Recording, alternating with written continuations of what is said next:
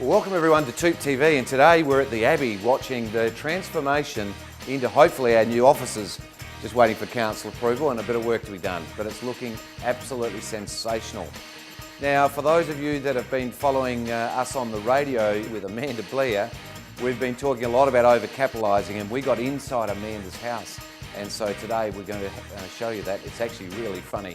We also look at SA's finest properties, one in St George's and one in Norwood, and you'll be blown away. They're just awesome properties. And don't forget, we are live and interactive, so get on those phones, on the email, and we'll see if we can answer those questions for you at the end of the show. So today we've got mixed up some serious stuff and some fun stuff. But we're all talking about the market conditions at the moment because it's all over the place.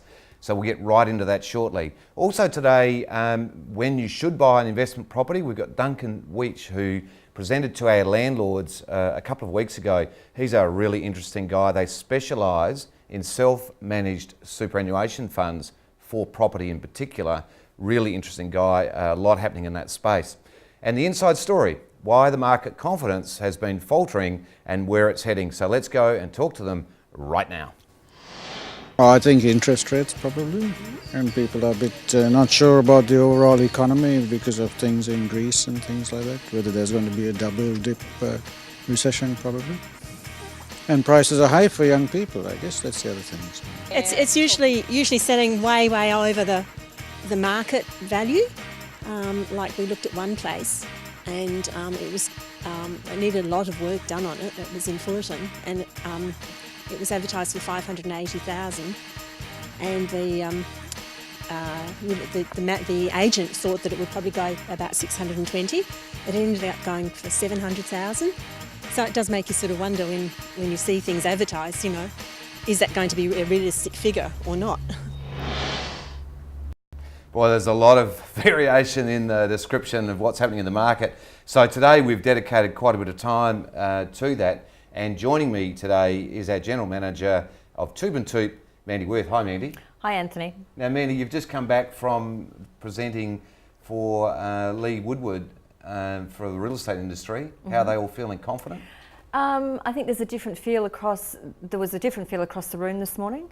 Some are doing really well, some are still trying to get things together, but the feel's pretty good. Like even ourselves at the moment, we've been up and then we've been down, but at the moment we're up again. It's really hard to pick. And it seems to be fluctuating, which essentially is the market conditions seem to be fluctuating like I've not seen before. You know, we've got the market index, which this week or last week was 3.64, which shows a reducing amount of confidence within the market from the buyer's point of view, where 5 is sort of normal. But the last probably week, it's picked up again, hasn't it? Yes, it has. And the first couple of weeks of June, we were like, okay, we're going to have a bit of a month here. We're going to have to keep pushing. But all of a sudden, we've got some confidence back in the market. I think if the thing that's holding us back at the moment would be the finance sector.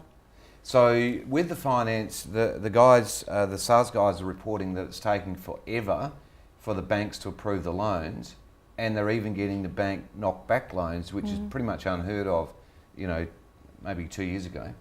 Yeah, and you're right. Anywhere between 21 and about 30 days it can take to get finance over the line.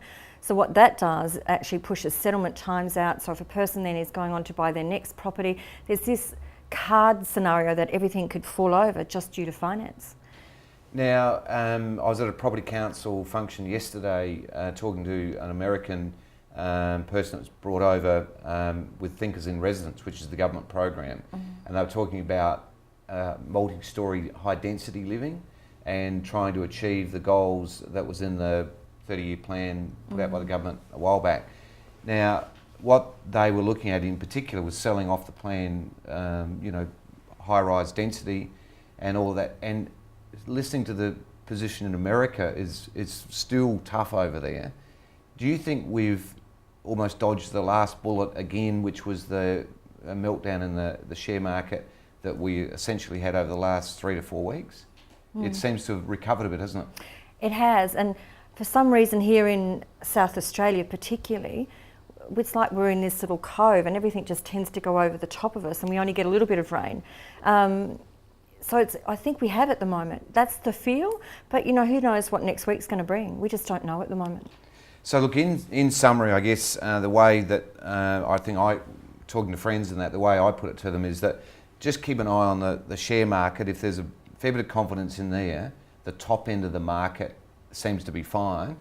If there's the employment is solid, which it is at the moment, the bottom to middle end of the market is fine, but the uncertainty has meant people are much more discerning, aren't they? So buyers are making an offer on a property and they might be 10,000 short, and a few weeks or a few months ago they would have just paid the extra 10 and got on with it, and now they're saying, I'll get back to you.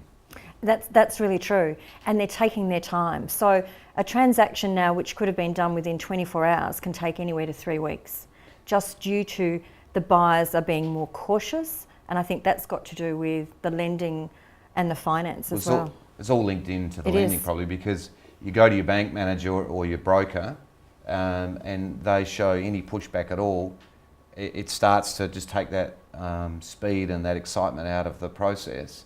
And once people start buying with considered views rather than buying emotionally, everything slows down. And actually, they start second guessing themselves. So do I really want this property? And you know, am I going to put myself into too much debt? So they've actually got time to really second guess what's going on. When you've got the momentum, you just go with it. So there is no emotion at the moment. So where we would have an emotional buyer walk in and go, I love this place, I'm just going for it. Now it's pulled back and people have got time to consider what they're doing. You know, you haven't seen it yet, Mandy, but you'll see it in a moment. But Amanda Blair, we've interviewed, she talks about exactly that, the difference between emotional purchasing and buying from the heart and buying from a commercial point of view. So we might just go and have a bit of a look at what's happening and go behind. So we'll actually go behind the blinds and see what's happening behind the mask, and it's a really good segment. So you'll enjoy this. Let's go.